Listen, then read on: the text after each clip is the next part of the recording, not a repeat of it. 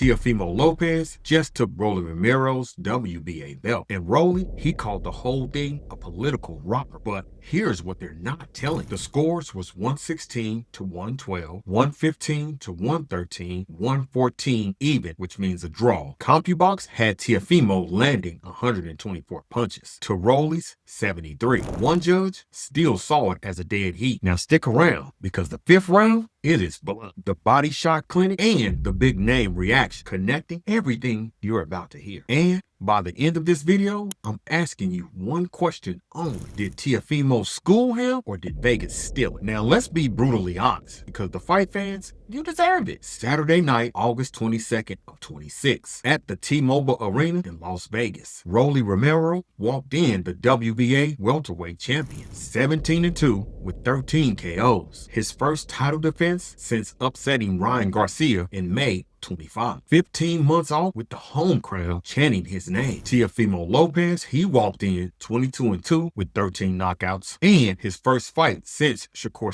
Stevenson smoked him 119 to 109 in January. A former two-division champ hunting for a third. They are not strangers. Old friends, old sparring partners. The Judas tension all fight week, it was real. The friendship, it was already dead before the first bell. When it ended, Teofimo Lopez wins by a majority decision. The 115-113, Lopez 114-114 draw. Glenfield Rolly moves to 17-3. Lopez moves to 23-2. Romero, he falls to 17-3, new three-division world champ. Most of the media cards had Teofimo cleaner than that. Uncrowned had him 117 to 111. CBS Sports had him 119 to 109. So how does an official still see a draw? Rolly, his whole brand is chaos and power. The man who gave Ryan Garcia his second loss and then turned it into a belt heavy and swings heavier. Teofimo's brand is the takeover. Until Stevenson made him look ordinary, Teofimo, he needed a statement, not a tune-up, a title at a new weight against a puncher who could end your night with one hook. The pre-fight was divided loud. Teddy Atlas broke the matchup down for the audience. Range, jab, and whether Rolly could cut the ring. Tim Bradley, he sat with Rolly and pressed him on the KO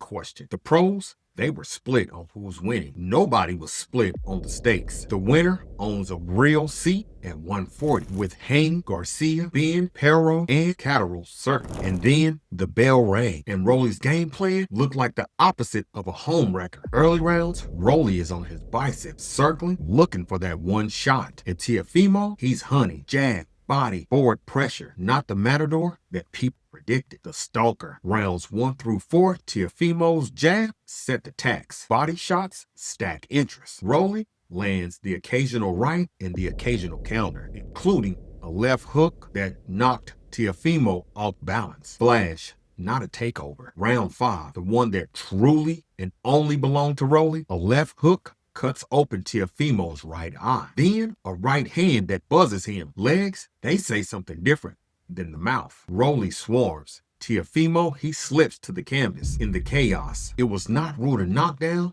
so he clinches and survives. In the pocket after, Teofimo's own words. There was a shot he hit me with that woke me up, and I told him right there, you gotta do better than that. You're not gonna take me out that easy. That's not a man who got robbed. That's a man who got tested and he answered. Round 6 through 10, Teofimo goes back to work. His jab was at a career high pace. Body shots that CompuBox would later stamp 124 body shots for the night. Rolly's output shrinks. He's waiting for perfect. Perfect doesn't pay judges. Round 11, Rolly, he finds another left hook. Teofimo off balance again. Rolly still doesn't get it done. Round 12, both arms are up at the bell, but only one man had the correct man. Now let that sink in. CompuBox via ESPN. Lopez 124 of 530. Rolly 73 of 352. Lopez jabs 62. Rolly's final round, 2 punches landed. 2 in the last round of a world title fight. You can't hate Teofimo's style. You can call it ugly. You cannot call 124 to 73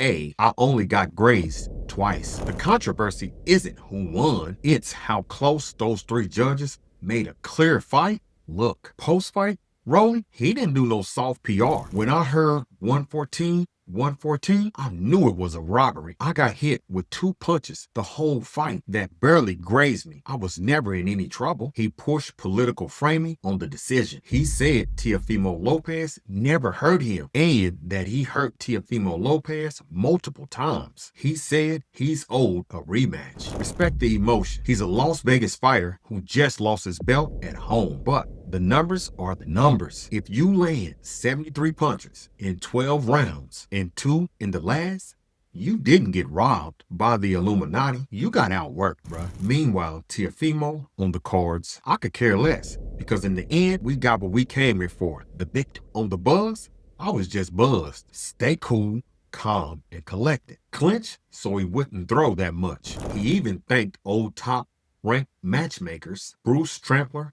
and Brad Goodman, for building the experience that let him weather round 5. That's cold, but that's championship IQ. That's the part that Rolly's pressure tried to drown out. Now, the voices that move the culture. Jamal Charlo, on-site energy, gave Teofimo Lopez the props on the win. When a former undisputed level name nods you out loud, the locker room hears it. Emilio Vargas had been in with Teofimo camp. Pre-fight, he already stated that Teofimo had the tools to beat Rolly, but sparring receipts hit different after the decision. Shannon and Chad went at Rolly for the big talk leading into a loss. That's mainstream crossover heat. That clip travels outside of boxing Twitter. Jack Catterall, WBA regular / mandatory pass, hit social immediately. Congratulations. But I'm taking your belt 100%. Teofimo's answer on next, he soft-walked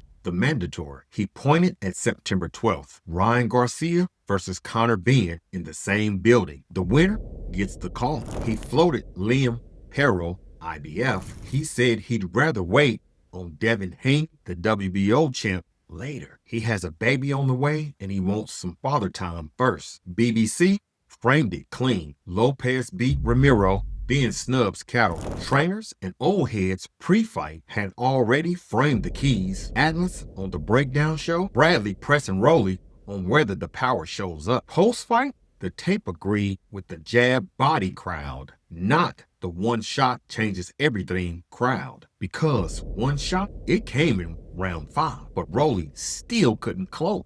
Teofimo Lopez is a 3-division champion, 135, 140, and now 147. Bounce back complete. The Stevenson ghost just got quieter. Rolly Romero is 1-3 in his last 4 meaningful chapters. If you stack Take, Cruz, and now Teofimo around the Garcia peak, the power is real. The championship habits for 12 full rounds? Still the question mark. Was this the fight of the year? Hell no. Was this a robbery? Only if you watch with the sound off and the punch stats deleted. The real scandal is more softer and more Vegas. Clear winner on volume, a draw on the cards. Then on another, bad optics, right results. So here's my question, and I want these comments fire in that first hour. Did Teofimo Lopez school Rolly Romero, or did the judges turn the beating into a controversy that Rolly Romero can say? Pick a side and defend it below. Smash that like button if you believe 124 to 73